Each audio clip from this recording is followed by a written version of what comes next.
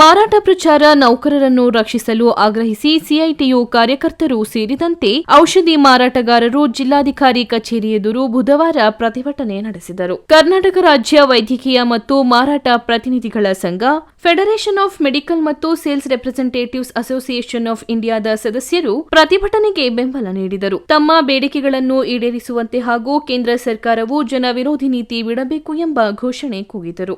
1976 ಮಾರಾಟ ಪ್ರಚಾರ ನೌಕರರ ಕಾಯ್ದೆ ರಕ್ಷಿಸಬೇಕು. ಮಾರಾಟ ಪ್ರಚಾರದ ಉದ್ಯೋಗಿಗಳಿಗೆ ಶಾಸನಬದ್ಧ ಕೆಲಸ ನಿಯಮಗಳನ್ನು ರೂಪಿಸಬೇಕು. ಸರ್ಕಾರಿ ಆಸ್ಪತ್ರೆಗಳು, ಸಂಸ್ಥೆಗಳು ಮತ್ತು ವೈದ್ಯಕೀಯ ಪ್ರತಿನಿಧಿಗಳ ಪ್ರವೇಶದ ಮೇಲಿನ ಎಲ್ಲ ನಿರ್ಬಂಧಗಳನ್ನು ತೆಗೆದುಹಾಕಿ ಕೆಲಸ ಮಾಡುವ ಹಕ್ಕನ್ನು ಖಾತ್ರಿಪಡಿಸಿಕೊಳ್ಳಬೇಕೆಂದು ಆಗ್ರಹಿಸಿದರು. ಈ ವೇಳೆ ಔಷಧಿ ಮಾರಾಟ ಪ್ರತಿನಿಧಿಗಳ ಸಂಘದ ಅಧ್ಯಕ್ಷ ಶಶಿಪ್ರಕಾಶ್, ಕಾರ್ಯದರ್ಶಿ ಪ್ರಕಾಶ್, ಸಿಐಟಿಯು ಪ್ರಧಾನ ಕಾರ್ಯದರ್ಶಿ ಸಿ. ಕುಮಾರಿ, ಮುಖಂಡರಾದ ಶಿವಲಿಂಗೇಗೌಡ, ಹರೀಶ್, ಅನಂತ್ ಭಾಗವಹಿಸಿದ್ದರು.